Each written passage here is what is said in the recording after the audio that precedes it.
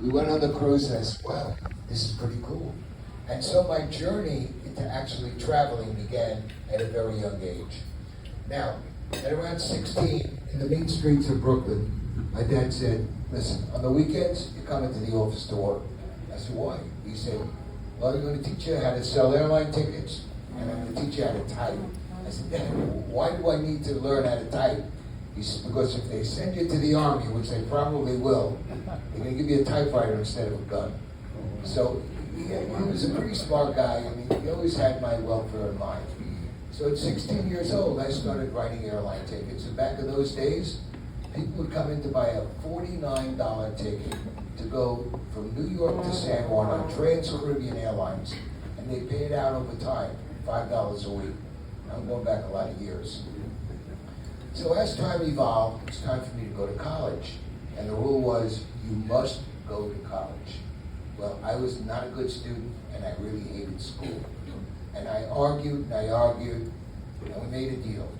I had unbelievable hots for a car called a Morgan. He said, if you go to college, I'm going to get you that car. I said, okay, I'll go. Well, what happens if I don't like it? He said, just look at the car, give it a shot, which I did. Wind up was, I got the Morgan.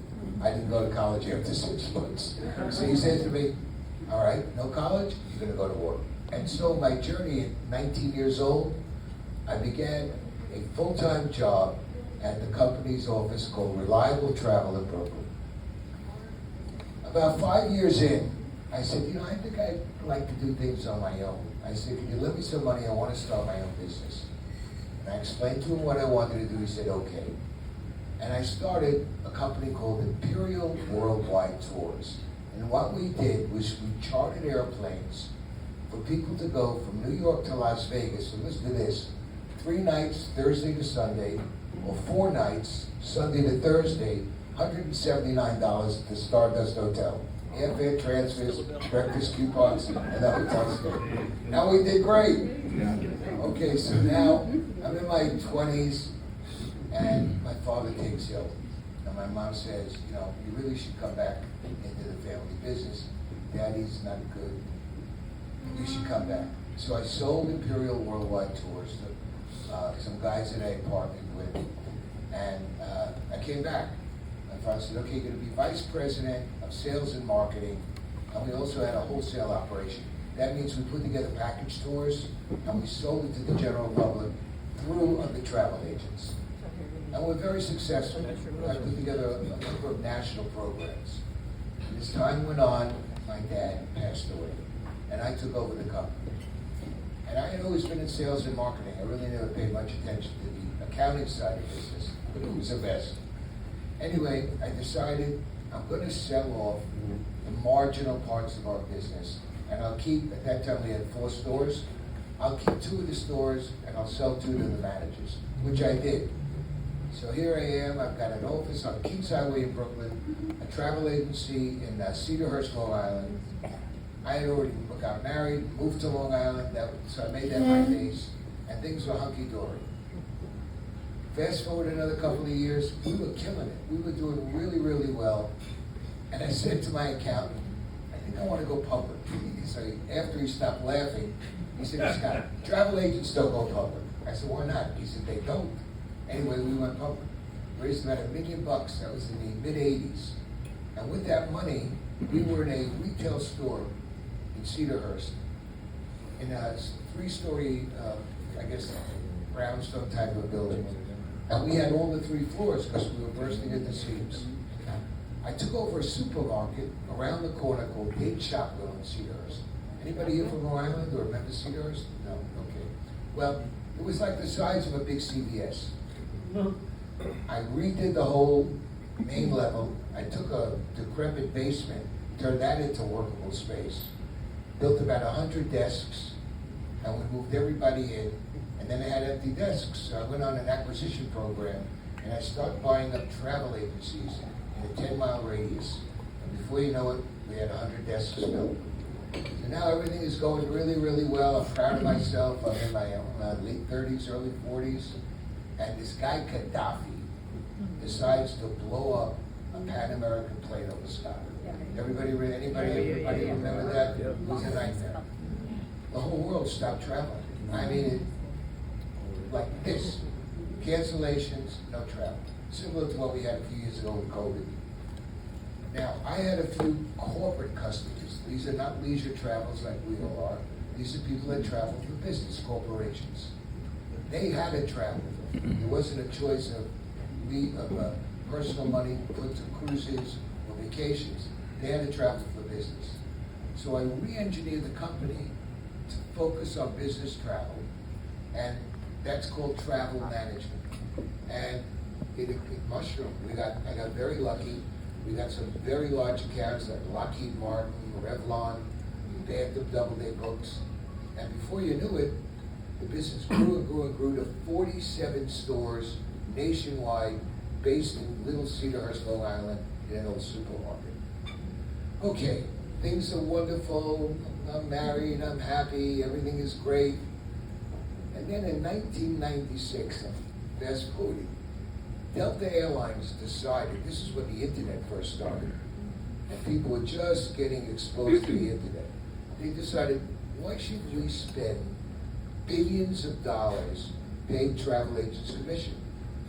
We don't need travel agents. We could do this ourselves. And in a period of about 14 months, all commission to travel agents ended. So I wanted to find the shotgun loaded. It was a nightmare on Elm Street, I gotta tell you. And I mean, I was really in a state of shock. There were 30,000 travel agencies in the United States, 25,000 went out of business within a period of a year, the other 5,000 consolidated. So I put my big boy sneakers on and I said, okay, I sold the company to a group of 5 small travel agencies. Because at that time we were doing a lot of business. We were doing about $100 million a year. It's a lot of money back then, even today. And about a third or a quarter of that was vacation travel. So they wanted the vacation travel side of it. And I moved to Florida. Now here I am in Florida. I'm young. I'm basically retired and bored out of my mind. And so I say to myself, I'm too young to retire. My brain is on constant new ideas and thoughts and this and that. So I said, you know what, maybe I'm going to do something. I've been a travel agent since I'm 16 years old. I'm now 50-something. I said, maybe I'm going to go into hotel business. I heard South Beach is really cool. So I get together with a guy I know, also from New York, whose family had hotels. I said, you want to be my partner? Let's go into hotel business. And I got a travel background. He said, okay. We partner up. We make a deal to lease with the option to buy 2 hotels in South Beach. They were called the Tudor and the Palm House. They were condoed, but they were hotels. And we were right behind Versace's mansion. And this was the time when Versace had just gotten killed. We closed the deal about a month after. And now here I am, this Jewish kid from Brooklyn. I'm in South Beach saying, where am I? I get to the hotel, nobody speaks English. It looked like one of these, you meet a chick on the street, you go and get a room hotel. So the first thing I had to do was decorate. I found a very creative guy, made a deal with him.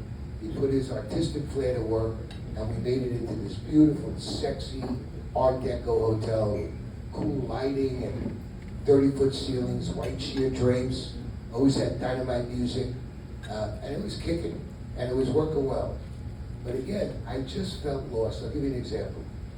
I'm walking down Ocean Drive, and there's someone coming at me wearing a black one-piece bathing suit, dark hair down to the shoulders, and as that person comes closer, I notice he's unshaven with a mustache, wearing fishnet stockings, black high heels. It's a guy.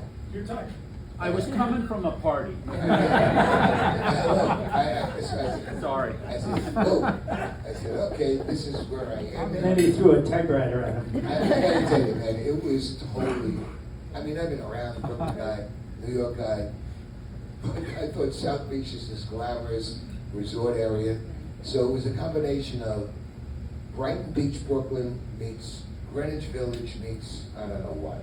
Years. So after about a year at this hotel, I say, this is really not for me. We get out of the deal, I come back to Boca, and I'm introduced to a wonderful philanthropic woman who's since passed on, Yvonne Boyce. Oh, wow. And Yvonne says to me, Scott, I really could use help.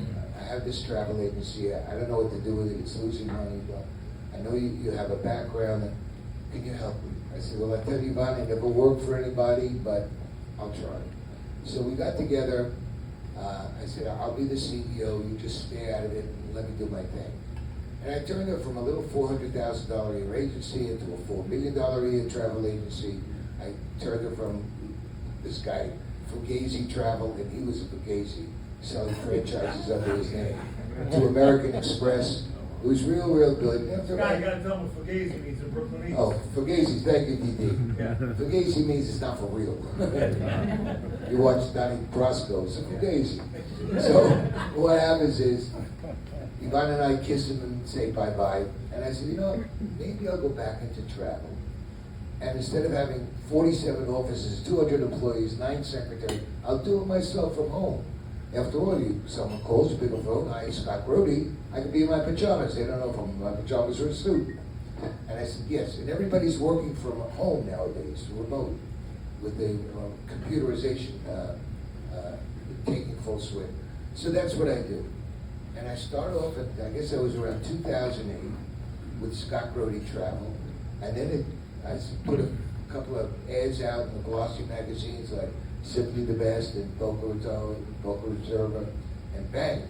All the clients I had from New York that are down, they said, oh, Scott, you're down here, blah, blah, blah, blah.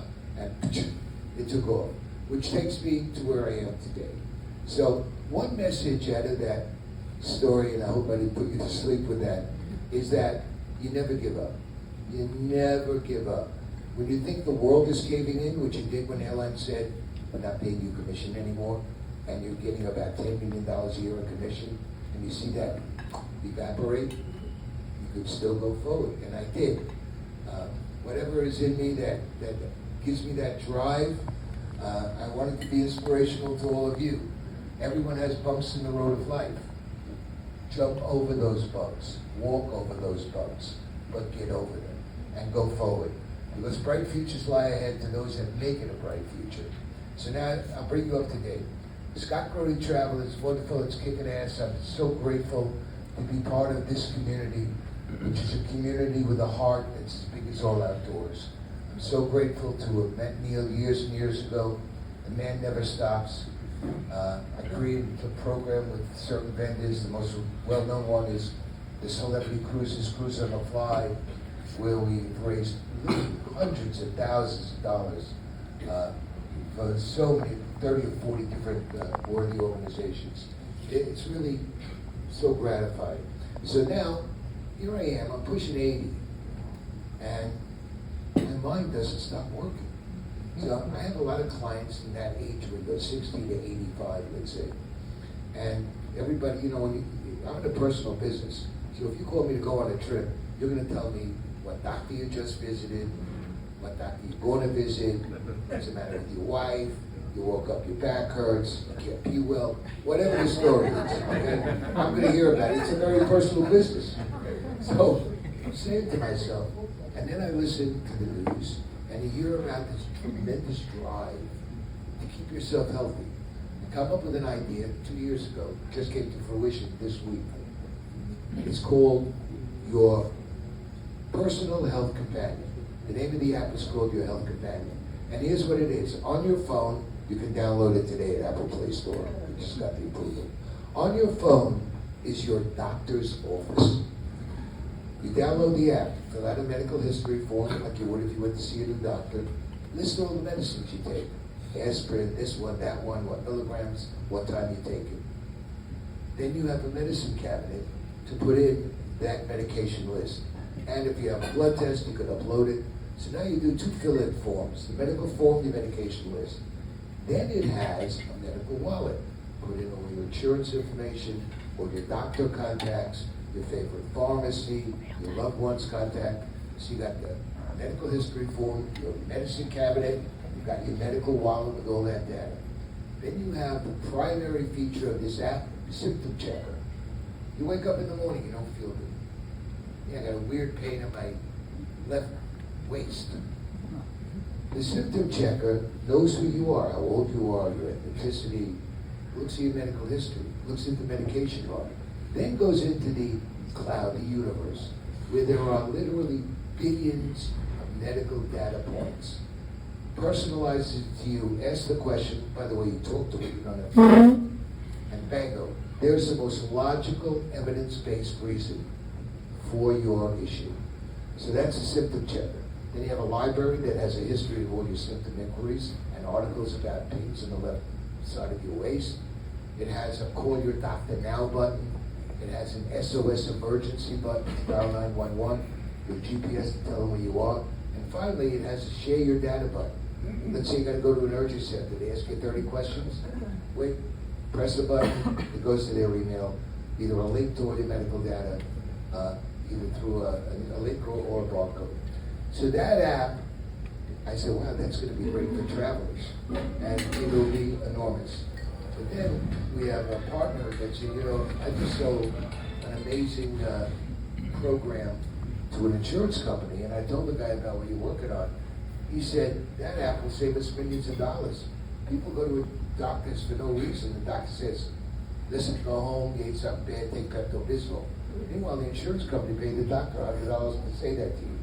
So the insurance companies think they can save millions of dollars using that app. So that's our latest venture.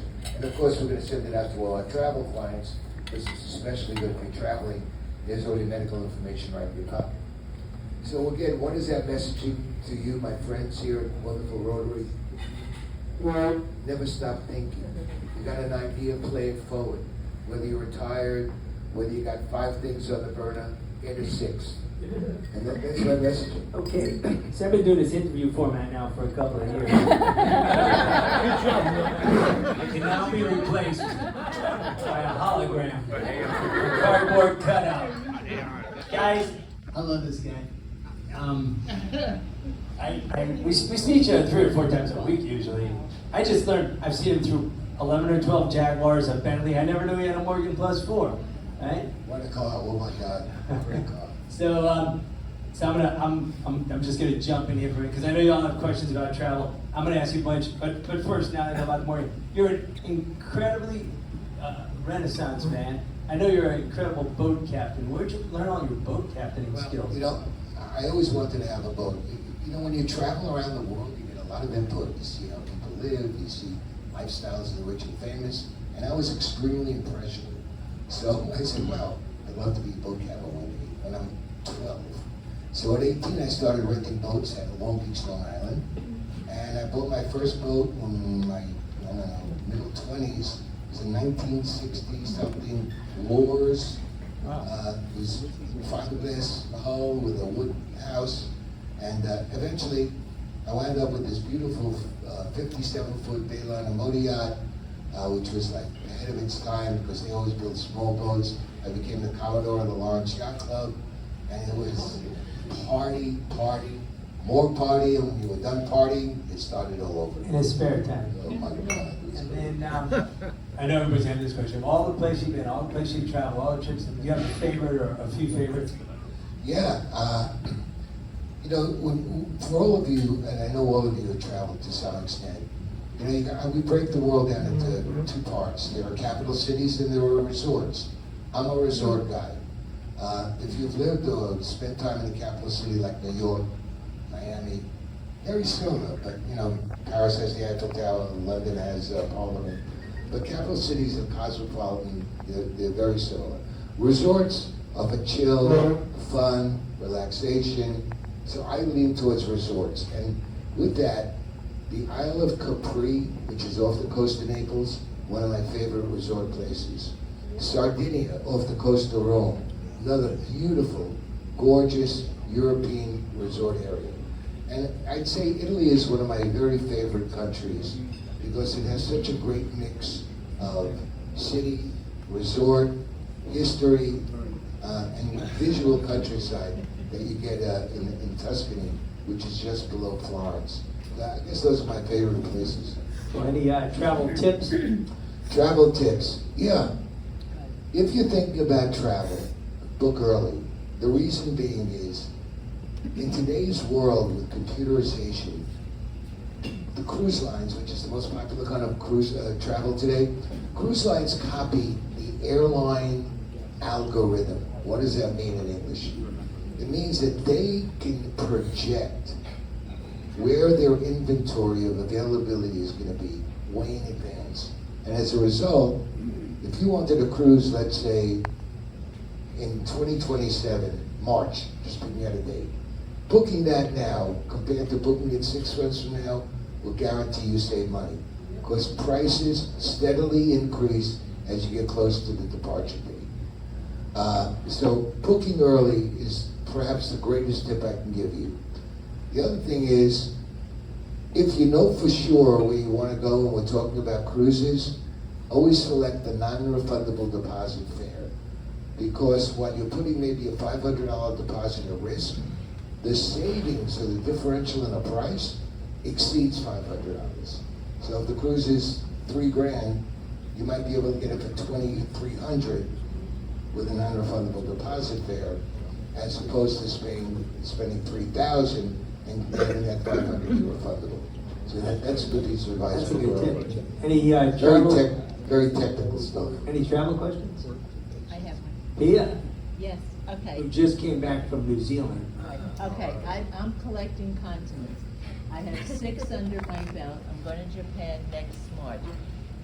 Is there like a world club that when you've been on all 7 Okay, I'm continents? not hearing the question. You go She wants to know something about the Mile High Club. What did you say?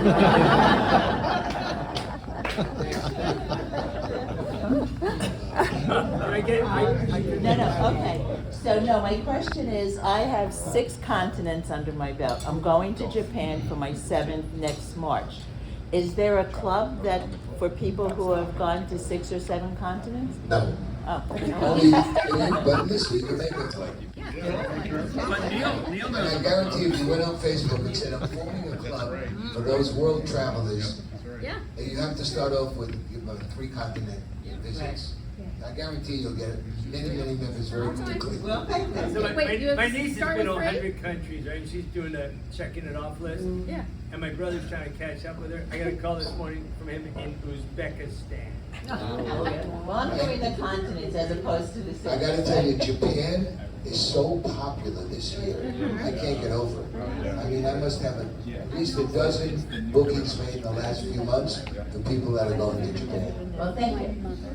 Bob's got one. So we're going to Greece on a cruise, in Croatia and Greece, and then going to Sicily, and then to Florence for a wedding, and to Rome for about 20 days. And there's a wedding in the middle of this whole thing, a family wedding. And yeah, I know, right? And I want to carry on my luggage.